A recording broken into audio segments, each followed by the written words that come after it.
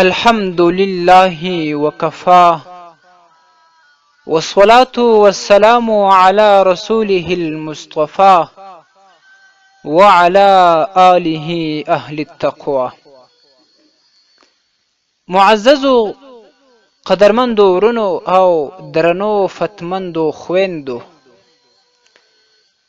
ډیرو فتمندو خويندو او ورونو راڅخه د صلات تسبیح د فضیلت او د طریقې پوښتنه کړې ده چې فضایل یې راته بیان کړي او طریقه یې راته وښایاست او وخت یې راته وښایاست. معززو ورونو او فتمندو خويندو، د رسول اکرم صلی الله علیه و آله وسلم حدیث شریف را نقل شوی ده په مشکات المصابیح کې جلد اول صفحه 114 کې. رسول اکرم صلی الله علیه وسلم خپل اکا حضرت عباس رضی الله تعالی عنه ته د تسبیح د لمانځه ښوونه کوي او ورته فرمایي چې یا عباس، په دغه لمونځ کولو سره الله جل جلاله د انسان ظاهري، باطني او مخکینی ګناهونه معافوي. او دا یې ورته وویل چې که دې وس وسو دا لمونځ په هره ورځ کې کوه، او که دې هره ورځ په وس نه و په هفته کې یې کوه، او که دې په هفته کې هم په وس باندې نه و پوره نو په میاشت کې یو ځل کوه. او رسول اکرم صلی الله علیه وسلم امر ته پراختیا ورکوي، ورته وایي چې که په میاشت کې دې هم نسو کولی په کال کې یو ځل در سره وکړه، او که دې په کال کې هم نسو کولی د رسول اکرم تر اخلاقو قربان سم، ورته وایي په ټول عمر کې خو یو ځل ادا که.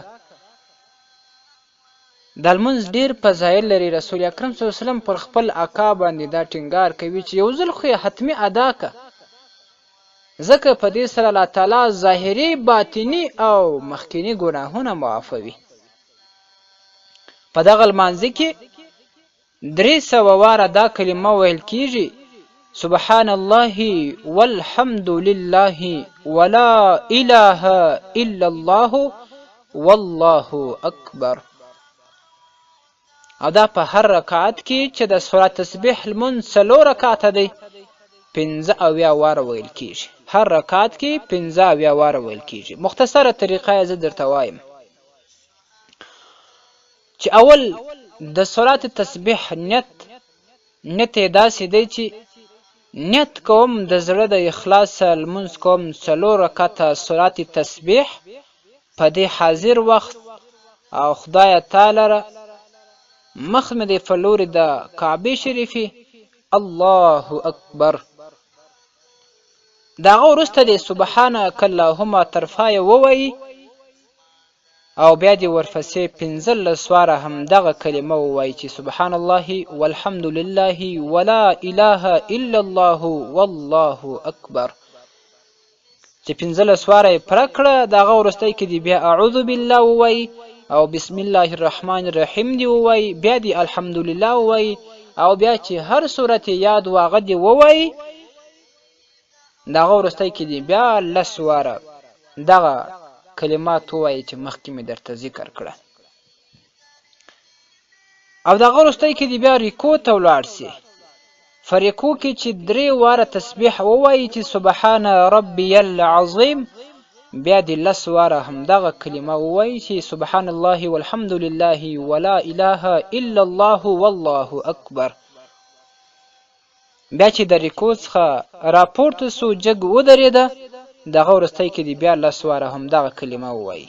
بیا چې کله سجدې ته ولاړ سي، نو په سجده کې تر تسبیحاتو وروسته چې 3 واره تسبیحات سبحان ربی الاعلی پوره کړي، بیا دې 10 واره همدغه کلمات ووایي. چې کله یې 10 واره په سجده کې پوره کړل، بیا دې الله اکبر د 2 سجدو په مابینځ کې بیا دې دلته 10 واره همدغه کلمات ووایي. او بیا چې کله 2مې سجدې ته ولاړ سي، په 2مه سجده کې بیا تر تسبیحاتو وروسته دغه کلمه چې سبحان الله والحمد لله ولا اله الا الله والله اکبر دا دې بیا لس واره ووایي. او دا په یوه رکات کې چې دویمه سجده هم د رکات ادا سول 75 واره وویل شي. او بیا چې کله دویم رکات ته پورته سو نو په دویم رکات کې خو سبحانه نشته، نو بس څنګه ولاړ سو بس اول دې هم دغه کلمات شروع کی 15 واره دې دغه کلمات پوره کی، نور دې په هم هغه ترتیب دا 3 رکاتونه فرقي لکه څنګه چې مې مخکې یادونه وکړله. رد المحتار په جل اول صفحه 508 کې دغه طریقه را نقل کړې ده. او دا په هر وخت کې کېدلی سي، په شپه او ورځ کې بالکل هر وخت چې وي کېدلی سي، ما سوا د هغه وختونه چې په هغه کې نور لمونځونه هم نه دي صحیح. هغه یو د لمر راختلو وخت دی چې حضرت عقبه ابن عامر رضی الله تعالی عنه د رسول اکرم صلی الله علیه وسلم څخه روایت را نقل کوي په مشکات شریف کې جلد اول صفحه 94 کې، چې هغه دا فرمایي چې په 3 وخت کې رسول اکرم صلی الله علیه وسلم موږ د لمونځونو منع کړي وو. یو دا چې لمر راخیږي اول وخت کې، او دویم دا چې د غرمې په وخت کې لمر سیده ودرېږي چې لا زایل سوی نه وي، او بل دا چې لمر لویږي چې لا لوېدلی نه وي. دا 3 وختونه په دې کې صلات تسبیح لمونځ او یا هم نور لمونځونه رسول اکرم صلی الله علیه و آله وسلم منع فرمایلی ده.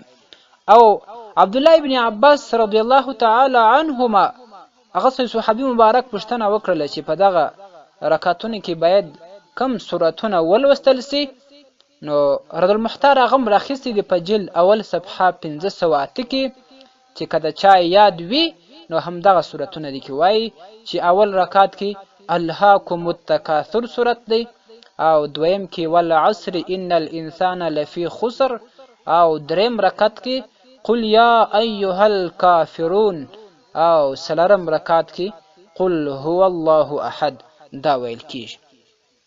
او بل دا چې کچیرته دغه کلمات چې کم لس واره ویل کیږي په ولاړه کې مثال 15 واره دي، دا که لږ هیر سوه که په سجده کې یا مثال رکوع کې یا ولاړه کې یو څو واره 2 واره 3 واره ترې پاته سوه، نو بیا چې مثال کله په ولاړه کې پاته سي هغه د په رکوع کې د هغه نورو لسو سره ووایي، او بیا که په رکوع کې ځینې پاته سوي وه نو بیا دې په سجده کې ووایي، او که چېرته په اوله سجده کې پاته سوي وه نو په دویمه سجده کې دې ووایي.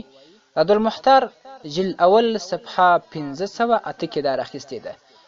او یوه هیله لرم چې کله هر خور او هر محترم ورور دغه د صلات تسبیح لمونځ وکړي، اول د ځان مور و فلار او ټول عالم اسلام ته دعا وکړي، او خصوصا د ما فقیر او ضعیف ته دعا وکړي، او ما دې په خپله دعا کې راونغاړي. نور مو پر واکمن الله جل جلاله سپارم. والسلام علیکم ورحمة الله وبرکاته.